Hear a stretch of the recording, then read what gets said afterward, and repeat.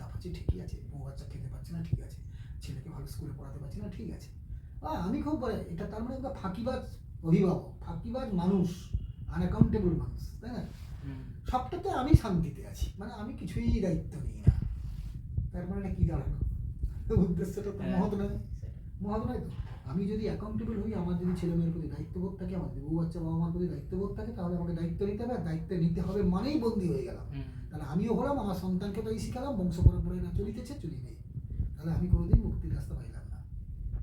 এইবার ওই I = R/T এই ইকুয়েশন থেকে যদি কেউ বেরিয়ে আসতে পারে, তাহলে সে মুক্তির রাস্তা পাবে।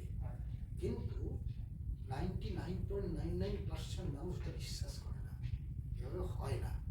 তাহলে আমি কি সংসার ছেড়ে সন্ন্যাস হয়ে যাবো? সবাই কি তোমাদের মতো এইসব করবে? নিশ্চয়ই না। সবাই কি MA পাস করবে? করবে না, নিশ্চয়ই না। তার মানে কি স্কুল কলেজ বন্ধ হবে? নিশ্চয়ই না। তুমি কি চাইছো বলো? আমাদের প্রশ্নটা হচ্ছে যে সৌদীপ কি চাইছে, সৌদীপ কি চাইছে। এবার আমি বলছি মানে যে সৌদীপ মেনে নেবে, নাও মানতে পারে, কিন্তু আমরা যখন প্রচুর মানুষের মঙ্গলার্থে যখন এই কথাগুলো বলছি, কেউ না কেউ শুনবে, কেউ না কেউ মানবে।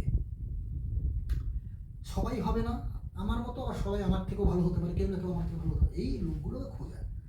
সেইটা আমরা যখন আসি, তখন মানুষকে এটাই বলতে চাই যে দেখো, তুমি যা আছো ভালো আছো, আরও তো ভালো থাকা যায়। তুমি আমাদের বেশ কিছু ভিডিও ক্যাসেট সিডি আছে, তুমি জানবে যারা এই বিজনেসে সাকসেস হয়েছে, তারা বলছে যে গুড ভালো না গ্রেট ভালো। দুটো, একটা মানুষের গুড লাইফস্টাইল আর একটা গ্রেট লাইফস্টাইল। আমরা মনে করি আমার গাড়ি আছে, বাড়ি আছে, বেশ তো ঘুরছি, এখানে ওখানে ঘুরছি, সব ঠিক আছে, না এর থেকেও তো ভালো থাকে, তাহলে ভালোরও তো ভালো থাকে। আমি কোনটা চাইবো? এবারে যখনই আমি কোনো বেশি জিনিস চাইবো, তখন নিশ্চয়ই বেশি পরিশ্রম করতে হবে। কিন্তু অন্য জায়গায় আমি ডিগ্রি বাড়াতে গেলে আমার 35-40 বছর বয়স চলে যায়, তারপরে দেখা যাবে আমি 60 বছর পর্যন্ত ইনকাম সার্কেলে গেলাম, তাহলে অতদিন কাজ পড়লাম, নলেজ বাড়ালাম, মাত্র 20 বছর 25 বছর ইনকাম করলাম, সেটাকে ভোগ করতে করতে, বাড়ির লোন শোধ করতে করতে, বা ছেলে মেয়ের বিয়ে দিতে দিতে আমার বার্ধক্য। মানে আমি জীবনে কেন এলাম, কি জন্য করিলাম জানি না। কিন্তু এই যে রাস্তা, টাইম কম্পাউন্ডিং এর রাস্তা, এই যে বলা হয় ডিগ্রি বলো না টাইম বড়, অবশ্যই টাইম বড়। কেননা কি বলা হয়, টাইম ইজ মানে মুক্তির রাস্তা। তোমার কাছে যদি প্রচুর সময় থাকতো, 24 ঘন্টা দিন না হয়ে যদি 240 ঘন্টা দিন হতো, তাহলে কত কাজ তোমরা করতে পারতাম আমরা, কিন্তু সেটা সম্ভব নয়। কিন্তু ওইটা হয় সম্ভব কি, যে তুমি কত মানুষকে তোমার ভালো লাগা কথাটা বলে শিখিয়ে দিয়ে তোমার ডুপ্লিকেট করতে পারবে। এটা সহজে কেউ বিশ্বাস করবে না। বিশ্বাস করতে হলেও তার ভিতরে পাওয়ার দরকার, সিরিয়াস। এটা মনে হয়েছে আমরা তো প্রচুর মানুষকে প্ল্যান দেখাই, সবাই নিতে পারে না। অনেক সব ছেলে কথা কেউ বলে বলতে হয় বলছে, কিন্তু কেউ না কেউ আছে লোকে না এটা তো ভাবিনি, আচ্ছা দেখাই যেতে পারে, কেন পারবো না আমি? আবার কেউ বলো আমি ঠিক আছে আমি তো করে দেখাবো। এইভাবে প্রচুর মানুষ তোমার কাছে আসতে পারে এইভাবে, কিন্তু এসে সবাই আবার টিকে থাকবে না। কিছুদিন কাজ করবার পরে তাদের মধ্যে কারো কারো ফ্যামিলি বার্ডেন আসবে, কারো কারো নিজের হেলথ চ্যালেঞ্জ আসবে। কেউ কেউ বলবে না এত 2 বছর 5 বছর কোনো পরিশ্রম করবো, তার থেকে 50 বছর চাকরি করবো, ঠিক আছে। বেশিরভাগ মানুষ তো এই কারণে, আমি 3 বছর পরিশ্রম করবো আর 30 বছর চাকরি করবো, অপরের গোলামি করবো। এটা অভ্যস্ত আমি অভ্যস্ত। এটা আমি কেন, আমার বাবা অভ্যস্ত, তার বাবা অভ্যস্ত। আমি চাকরি করবো, আচ্ছা 3 ঘন্টা পরিশ্রম করে আমি ফ্রিডম নেবো না, সেটা চিন্তা ভাবনা যার যেমন। এটা আমাদের বক্তব্য, এসব আমরা সবাইকে মিলে শেখাই, এসব আমরা স্বপ্ন বড় করি। আমরা জানছিলাম না ঠিক আছে PhD করা যায়, আমি জানতাম না এরকম মাস্টার ডিগ্রি করা যায়, কেন আমার গন্ধগ্রামে বাড়ি, আমার বাবা শিক্ষিত, পরিবেশ অশিক্ষিত, আমি জানতাম না। আমি জানছি বা প্রাইমারি স্কুল টিচার আমার বাড়ির পাশে আছে, আমি খুঁজছি প্রাইমারি স্কুল মাস্টার, তাই না? ছোটবেলায় আমি যাই দেখি তাই ভাবি না। যেই আমি কলেজ লাইফে গেলাম, দেখলাম বা প্রফেসর তো মারাত্মক লাইফস্টাইল, তাই আমি প্রফেসর হবো। আবার একটু বেরিয়ে গিয়ে যখন একটু বড় হলাম, একটু হলো না আমি প্রফেসর কেন, ইঞ্জিনিয়ার ডাক্তার হলে তো মেয়েরা ইনকামও হবে, সম্মানও আরও বেশি পাবো, অথবা আমি বিদেশ যাবো। মানে আমি যতই উঠছি উপরের দিকে, ততই আমার চিন্তাভাবনা ব্যাপ্তি হয়, চিন্তাভাবনা বেড়ে যায়।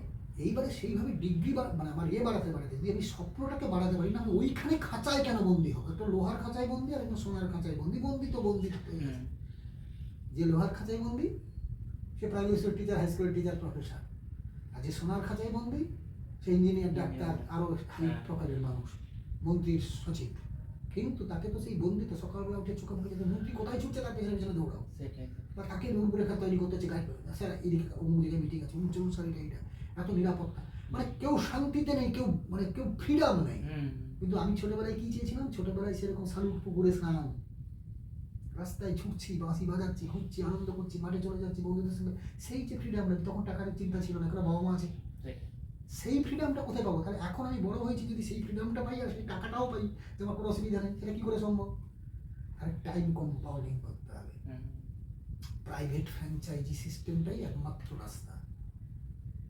প্রাইভেট ফ্র্যাঞ্চাইজি মানে আমি যেটা ধরো তোমাকে শেখাচ্ছি, তুমি আবার কাউকে শেখাতে পারছ, এটা একটা ফ্র্যাঞ্চাইজি। মাত্র বাইং হ্যাবিটটা চেঞ্জ করে দিলেই সব কাজ শেষ। এবারে কথা হচ্ছে, বাইং হ্যাবিট প্রচুর আছে, চেঞ্জ করা যায়। আমি এটা কেন, আরও তো 10-20টা 50টা ভারতবর্ষটা 200টা এরকম কোম্পানি আছে, আমি 200 কোম্পানির সঙ্গে যুক্ত হতে পারি না। আমি চাইবো তো আমি বেস্ট অফ দ্য বেস্ট। তো আমি বেস্ট অফ দ্য বেস্ট যদি যাই, তাহলে এই রাস্তা আছে। পৃথিবীতে নেট সার্চ করতে পারো, সব কিছু সার্চ করে দেখো, এই বেস্ট অফ দ্য বেস্ট রাস্তা সমস্ত দিক থেকে। তাহলে আমি যদি হয়, তাহলে বেস্ট, তার জন্য পরিশ্রম বিশাল কিছু নাই। আমি পড়ছি, আমি চাকরি করছি, যেমন আমি করতাম একসঙ্গে একটা চাকরি করতে করতে পার্ট টাইম এটা করেছি, করতে করতে হয় ফ্রিডম, এই দিকটা নাই। আমি ফ্রিডম মানে এই বলছি না যে আমি বিশাল একটা ইনকাম করি, কিন্তু আমি কাজে না গেলেও কিন্তু মান্থলি ইনকামটা আসবে।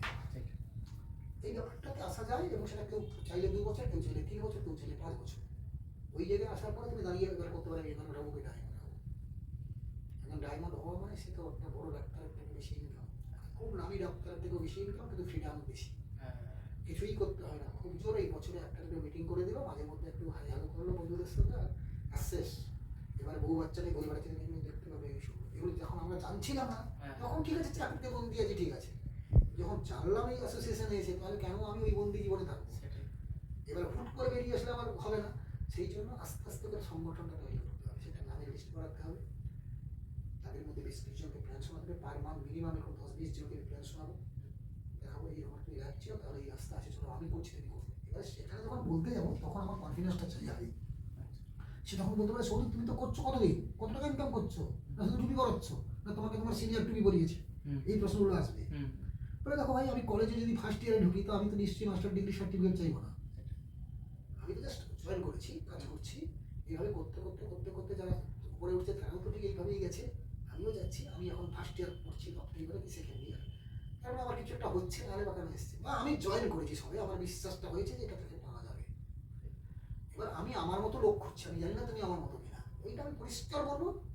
এবার আমার মতো মানে এই অর্থে বলছি না আমি তোমার ছোটো করে কিছু করতে চাইছি না, আমি চাইছি যে তোমার একটা ড্রিম আছে, বিগ ড্রিম, যে আমি 2-3 বছর পরিশ্রম করে সারা জীবনের জন্য মুক্তির রাস্তা শুধু আমি নেবো না, প্রচুর মানুষকে মুক্তির রাস্তা দেখাবো।